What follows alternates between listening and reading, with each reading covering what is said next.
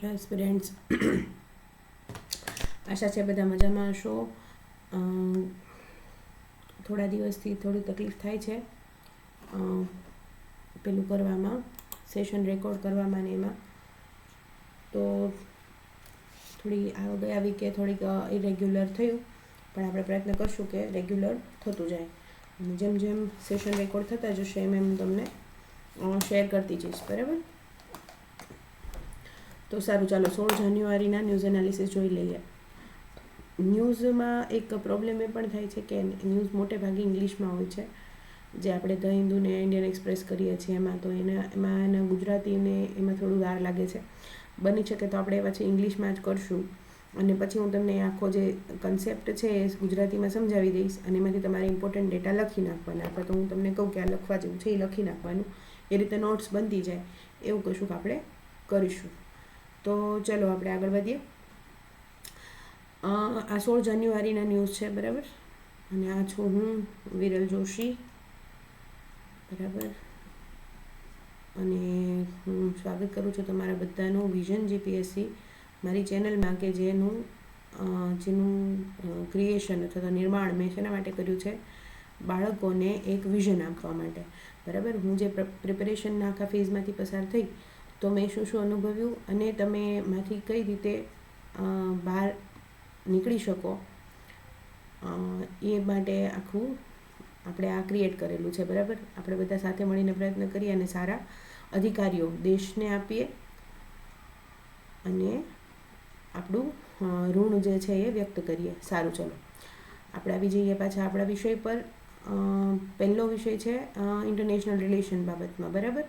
PPT બનાવવાનો પ્રયત્ન કરું છું, થોડુંક અઘરું પડે છે, જોઈએ હવે આગળ કઈ રીતના થાય છે, બરાબર? તો યુએસ જે છે, હવે જો ન્યૂઝ ખરેખર એવા છે કે ઇન્ડિયા અને જે રશિયાના સંબંધો છે, બરાબર? આપણને ખબર છે કે ઇન્ડિયા અને રશિયાના સારા એવા સંબંધો છે. ઇન્ડિયા શું કરે? રશિયા છે મોટે ભાગે ઓઇલ જે છે એ ભારતમાં ક્રૂડ ઓઇલ જે છે એ કરે છે, બરાબર? શું કરે છે? એક્સપોર્ટ કરે છે. અને આપણી સાથે બધા સેનાના ને એ બધા પણ સારા સંબંધો છે, બરાબર? બધા આપણે શસ્ત્રો એની પાસેથી ખરીદીએ છીએ. બ્રહ્મોસ મિસાઇલ વિશે તમને માહિતી જશે, બરાબર? જોઈ લેવાનું થોડું ઘણું. તો ઇન્ડિયા રશિયાના રિલેશનશિપ સારા છે, પણ તકલીફ શું થઈ છે કે યુએસ છે ને, યુએસે સેન્ક્શન લગાડી દીધું છે કોના ઉપર? રશિયા ઉપર. રશિયા અને યુએસ વચ્ચે જે છે ને એ ડાયરેક્ટ ઇનડાયરેક્ટ એમાં પેલું ચાલતું જ હોય છે, બરાબર? યુદ્ધ જેવી સ્થિતિ હોય જ છે, કોલ્ડ વોર જેવી સ્થિતિ હંમેશા બનેલી રહે છે. તો યુએસે સેન્ક્શન લગાવ્યું છે રશિયા ઉપર, અને એ કોને ઇમ્પેક્ટ કરશે? ઇન્ડિયાને. આ આખી પોલિટિકલ ન્યૂઝ છે, આમાં આપણે કશું કામનું નથી. આપણે કામનો શબ્દ એક આ છે, શેડો ફ્લીટ, બરાબર? જો પ્રશ્નો છે ને કોઈ દિવસ એવી રીતે નહીં નીકળે કે યુએસએ કોના ઉપર સેન્ક્શન લગાડ્યા, કે ઇન્ડિયાને એસી રીતે પેલું થયું, બરાબર? ક્વેશ્ચન છે ને એ પૂછવાની પદ્ધતિ એક જનરલાઇઝ્ડ છે, બરાબર? આપણે કોઈ પણ સ્પેસિફિક દેશ હારે આપણા સંબંધો કેવા છે, રશિયા સાથે આપણા સંબંધો કેવા છે, એવો પ્રશ્ન ક્યારેય ન પૂછાય, બરાબર? પણ ભારતની વિદેશ નીતિ કઈ રીતની છે, બરાબર? એ ઉપર પ્રશ્ન નીકળે. ભારતની વિદેશ નીતિ, તેના ઉપર પ્રશ્ન નીકળે. અને એ વિદેશ નીતિની અંદર ભારત કયા દેશ સાથે કઈ રીતે ડીલ કરે છે, બરાબર? રશિયા સાથે કઈ રીતે ડીલ કરે છે, આપણે નોન અલાઇનમેન્ટ મુવમેન્ટ કઈ રીતે કર્યું. હવે આપણે બહુ જોડાણવાદ કરીએ છીએ, બરાબર? પહેલાં જે હતું એ નોન અલાઇન એટલે કોઈની સાથે જોડાવવું નહીં, બરાબર? બિન જોડાણવાદની નીતિ હતી. ને હવે જે છે એ બહુ જોડાણવાદની નીતિ છે. તો પ્રશ્ન એ રીતે ફ્રેમ થતા હોય.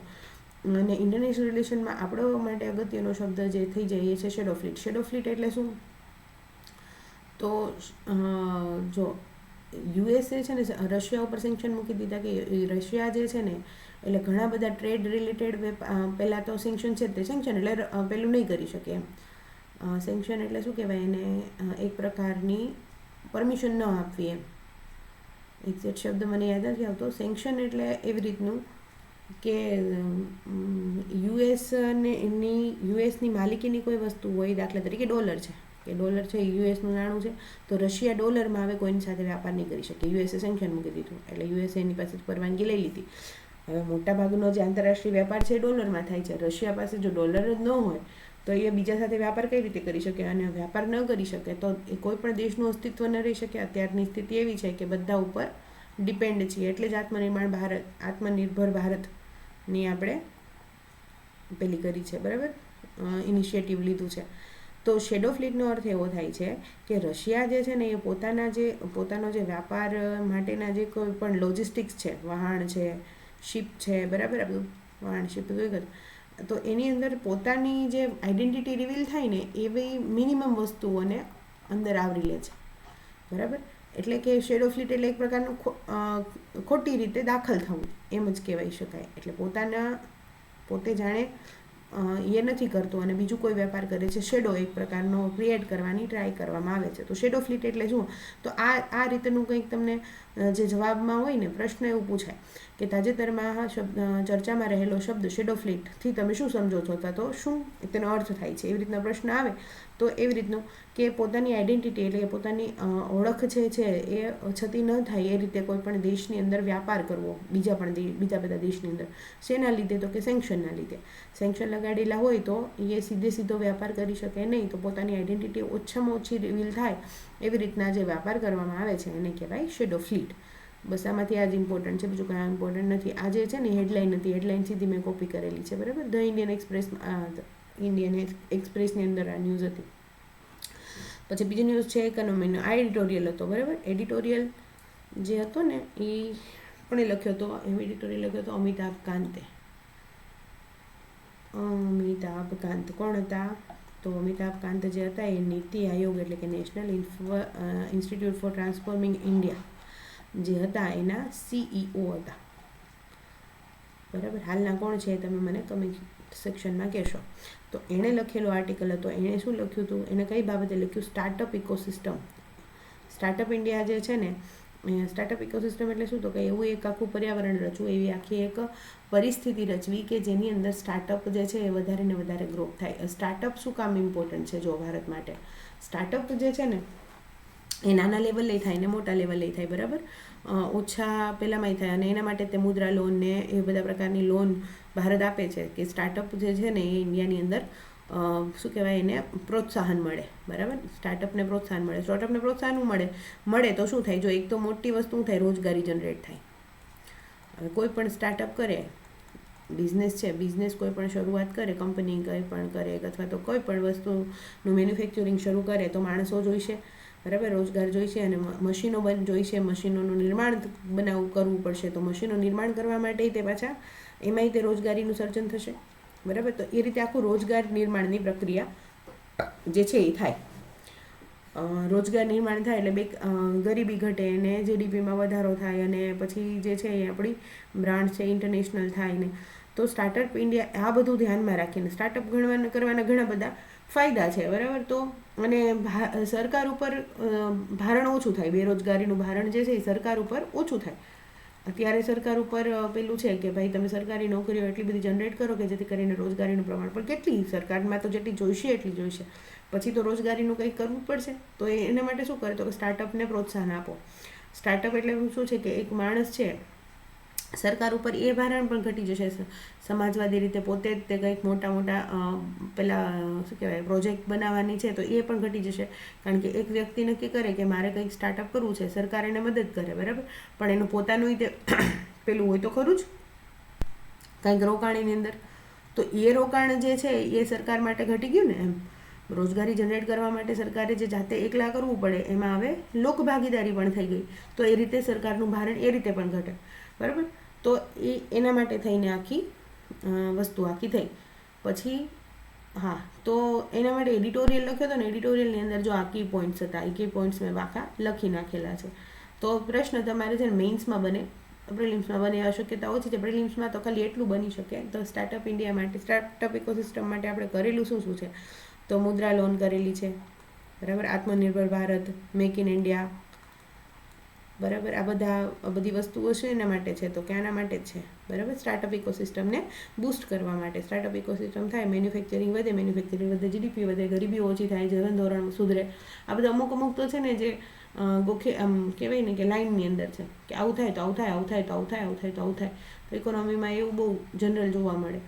તો આ સ્ટાર્ટઅપ ઇકોસિસ્ટમ. તો સ્ટાર્ટઅપ ઇકોસિસ્ટમ જો ભારતમાં જ્યારે શરૂઆત થઈ, બરાબર, આ સ્ટાર્ટઅપને પ્રોત્સાહન આપવાની 2016ની અંદર, તો ત્યારે ભારતની અંદર ખાલી 400 સ્ટાર્ટઅપ હતા. આ એક સરસ ડેટા આખા ઓડિટોરિયલમાં આપ્યો હતો એટલે મેં તમને કહું છું, તમે લખી લેજો.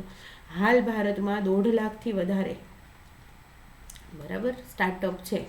સીધો આંકડો પૂછાય એવી શક્યતા બહુ ઓછી છે, પણ છતાંય પૂછી નાખે તો તમારા ધ્યાનમાં આવવું જોઈએ કે હાલમાં સ્ટાર્ટઅપની જે સંખ્યા છે 1.5 લાખથી પણ વધારે છે. તો બરાબર, પછી ફેવરેબલ શેના માટે આ બૂસ્ટ થઈ, તો ફેવરેબલ પોલિસીસ હતી. પછી થ્રાઇવિંગ કલ્ચર એટલે કે એક પ્રકારનો એક સંસ્કૃતિ આખી એવી ઊભી કરવામાં આવી ઇનોવેશનની, બરાબર. લોકોને, બાળકોને કોલેજની અંદર પણ એ ઇનોવેશન માટેને પેલી લોન આપવા માટેની, બાળકોને અંદરથી પ્રોજેક્ટ્સ આખા બહાર કાઢવાની, એના ઇનોવેશનને નવી પાંખો આપવાના પ્રયત્નો કરવામાં આવ્યા. પછી એકેડેમિક્સની અંદર પણ, એટલે કોલેજીસની અંદર પણ collaborative efforts of across sector provide in the foundation for scaling startup into global enterprises. એટલે કે એક્સપોર્ટ લેવલનો માલ આપણે બનાવી શકીએ, એક્સપોર્ટ કરી શકીએ, અને આખી MNC ટાઈપની મલ્ટીનેશનલ કંપની થાય. જે નાનો એવું સ્ટાર્ટઅપ છે, દાખલા તરીકે ઓલા છે, બરાબર. તો કેવું છે, અહીંયા અત્યારે ડિજિટલ સ્ટાર્ટઅપ હતું, ઉબેરના તર્જ ઉપર બનાવ્યું હતું, અને ભારતની અંદર એ આખું સરસ રીતે સેટઅપ થઈ ગયું. પછી જે ઝોમેટો છે, સ્વિગી છે, આ બધા સ્ટાર્ટઅપ હતા, નાના સ્ટાર્ટઅપ હતા. અને અત્યારે યુનિકોર્ન છે. યુનિકોર્ન એટલે શું ખબર છે તમને? યુનિકોર્ન એટલે જેની નેટવર્થ જે છે એ 1 મિલિયન હોય આખા વર્ષની, $1 મિલિયન, તો એને કહેવાય યુનિકોર્ન, બરાબર. તો એ બધા યુનિકોર્ન થઈ ગયા. તો એમ યુનિકોર્નની સંખ્યા જો જેટલા નાના પહેલાં શરૂ થાય અને પછી એ ગ્રો થાય અને પછી એ યુનિકોર્ન બને, યુનિકોર્નની કેટેગરીમાં આવે. તો યુનિકોર્ન બને, જેટલા વધારે બને એટલું ભારતની અંદર મેન્યુફેક્ચરિંગ બૂસ્ટ થાય, એટલું રોજગારીનું નિર્માણ થાય, એટલું જીવન ધોરણ સુધરે, બરાબર. આ રીતની સ્થિતિ છે. એટલું કૌશલ્ય નિર્માણ પણ થાય. કોઈ પણ વ્યક્તિને સ્ટાર્ટઅપની અંદર માણસ રાખવો છે તો એને કોઈ પણ પ્રકારની સ્કિલ તો આવડી ગઈ છે, ત્યારે જે રાખશે તો એ રીતનું આખું થઈ જાય. તો સરસ મજાનો આખો એડિટોરિયલ હતો. તો ભારતની એની અંદર શું ભૂમિકા રહી ભારત સરકારની, તો એના માટે આખો હતો આ રીતનો સ્ટાર્ટઅપ ઇકોસિસ્ટમ ભારતની અંદર. વર્લ્ડ્સ લીડિંગ બનવું હોય તો શું કરવું પડશે, તો કે આ બધું કર્યું છે ભારત. એમ ફેવરેબલ પોલિસીસ લઈ આવ્યા છે, થ્રાઇવિંગ કલ્ચર ઓફ ઇનોવેશન લઈ આવ્યા છે, કે લોકોની અંદર ઇનોવેશન, કે તમે કરો, તમારી અંદર કંઈ પણ વસ્તુ તમે કરી શકો એમ છો, તમે મેનેજમેન્ટ કરી શકો એમ છો, તો તમને અમે પૈસા આપવા તૈયાર છીએ, તમે ખાલી શરૂઆત કરો એમ.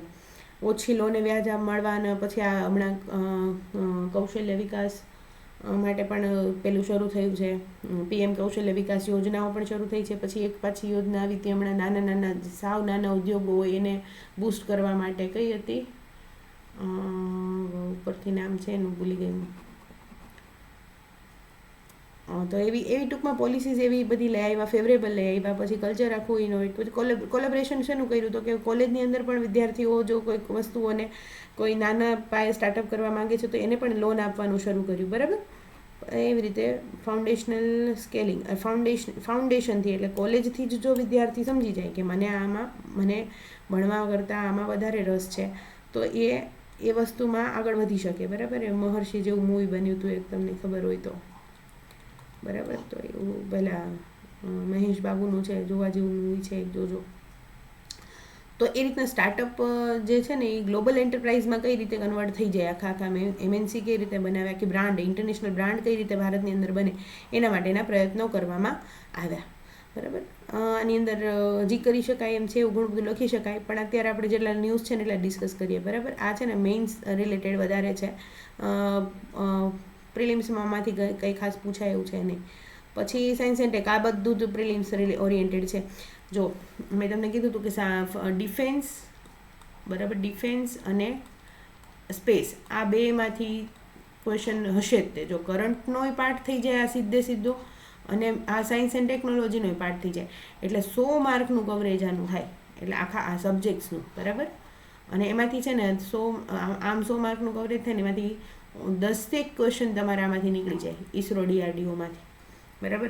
હું એક લમસમ આંકડો આપું છું, 10 કરતાં વધારે પણ નીકળે, પણ 10 તો નીકળી જાય, બરાબર. એની એપ્લિકેબિલિટી ઉપર એ પ્રશ્નો પૂછે. જો સીધું ISRO DRDO ઉપર ન પૂછી લીધું હોય તો એને એપ્લિકેબિલિટી ઉપર પ્રશ્નો પૂછે સાયન્સ એન્ડ ટેકની અંદર, તો એ રીતના પણ તમારે ફાયદો થાય.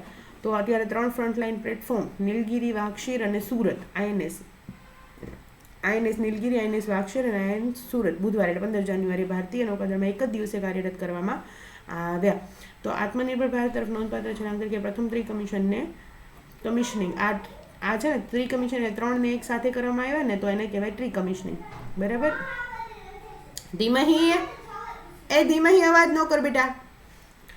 INS નીલગિરી, જો આ ખાસ ઇમ્પોર્ટન્ટ છે. આ તમારા અને આ એક 3 વસ્તુ, આ 2 વસ્તુ, 2 લાઈન તમારા બુકની અંદર હોવી જોઈએ. INS નીલગિરી એ પ્રોજેક્ટ 17A નો પાર્ટ છે. INS વાઘશીર એ 75 કલવરી વર્ગની છે, સબમરીન છે, એનું છઠ્ઠું અને અંતિમ બોટ છે. 75માં બીજા કયા કયા છે? જો વાઘશીર છે, પછી વાગેર છે, હાજા, બરાબર, અને અંતિમ બોટ છે. અને INS સુરત પ્રોજેક્ટ એ 15B, અવાજ કરમાં, એમને અવાજ કરે વગર જાઓ, બરાબર. તો 15B એ વિનાશક, એ ડિસ્ટ્રોયર, એનું ચોથું છે. તો તમારા માટે આ 3 પ્રોજેક્ટ ખૂબ ઇમ્પોર્ટન્ટ થઈ ગયા. કયા? 17A, 75 અને 15B. બરાબર. આ ઇન્ડિયન આર્મ ફોર્સિસના આખા પ્રોજેક્ટ છે. 3 પ્રોજેક્ટ 17A, પ્રોજેક્ટ 75 અને પ્રોજેક્ટ 15B. આ 3 તમારે વાંચી લેવાના. બરાબર. આની અંદર કેટલી આવે છે, એના ફીચર્સ શું છે, એ તમારે ખાસ એક નોટ્સ બનાવી દેવાની. જે લખો ને, આ લાઈન લખો ને, આ થઈ ગયા કરંટ અફેર, આ ન્યૂઝ થઈ ગયા. બરાબર. ન્યૂઝની અંદરથી આ જે પાર્ટ છે ને એ લગભગ સ્ટેટિક જેવો પાર્ટ છે. ક્યારથી શરૂ થયા ને એને સાલ ને એવું બધું યાદ રાખવાની જરૂરિયાત નથી. ખાસ એના ફીચર યાદ રાખવાના. આ સાયન્સની એપ્લિકેબિલિટીની અંદર આ પ્રશ્નો આવી શકે. બરાબર. પેલું કેવું બેલિસ્ટિક મિસાઇલ હોય એની અંદર કઈ ટેકનોલોજી, સ્ટીલ્થ ટેકનોલોજીનો ઉપયોગ કરવામાં આવ્યો, AIનો ઉપયોગ કરવામાં આવ્યો. તો એવું બધું છે ને. જે આ સુરતની અંદર INS સુરત છે ને એની ખાસિયત એ છે કે એની અંદર AI બેઝડ બધા આખા પેલા મૂકવામાં આવેલા છે મશીનો, કે જેની અંદર સ્ટીલ્થ ટેકનોલોજી છે. સ્ટીલ્થ ટેકનોલોજી છે એટલે શું? રડારમાં જલ્દીથી આવશે નહીં. બરાબર. તો એ રીતનું જે આખું છે ને એ તમારા ફીચર્સ ખાસ કરીને લખી નાખવાના. તો તમારા માટે આજેનું હોમવર્ક થઈ ગયું. પ્રોજેક્ટ 17 કરવાનો, પ્રોજેક્ટ 75 કરવાનો અને INS સુરત.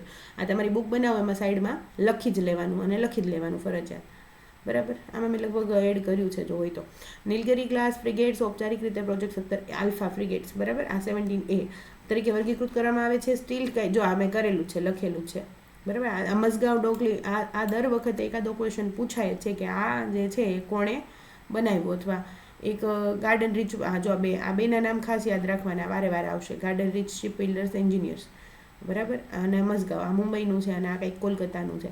બરાબર. આ બંને વારે યાદ આવે છે એટલે તમારે યાદ રાખવાનું. અને આ જે નીલગિરી ક્લાસ ફ્રિગેટ છે એ ભારતીય નૌકાદળ તરફથી 3 નૌકાદળના જ છે. બરાબર. 3 પ્રોજેક્ટ છે જે ઇન્ડિયન નેવીના છે. અને એની અંદર છે ને જે આ રીતના ડિસ્ટ્રોયર છે, સબમરીન છે, એ બધું વિકસાવવામાં આવે છે. કોના, ખાસ કરીને કયા દેશના પહેલાંથી વિકસાવવામાં આવ્યું એ પણ ખાસ યાદ રાખવાનું.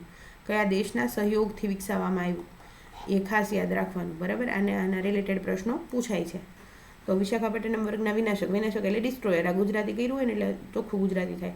જેને 15B બ્રાવો અથવા B પણ કહેવા તરીકે વર્ગીકૃત કરવામાં આવે છે, અથવા P-15B પ્રોજેક્ટ 15B હાલમાં ભારતીય નૌકાદળ માટે બનાવવામાં આવી રહેલા માર્ગદર્શિત એટલે ગાઇડેડ મિસાઇલ ડિસ્ટ્રોયરનો વર્ગ છે. વિશાખાપટ્ટનમ વર્ગમાં પુરોગામી કોલકાતા વર્ગનું અપગ્રેડ આ કંઈ કામનું નથી. બરાબર. સ્ટીલ્થ ઓટોમેશન, જો આ રીતનું યાદ રાખવાનું કઈ ટેકનોલોજી એની અંદર છે. તો સ્ટીલ્થ છે, ઓટોમેશન છે, અને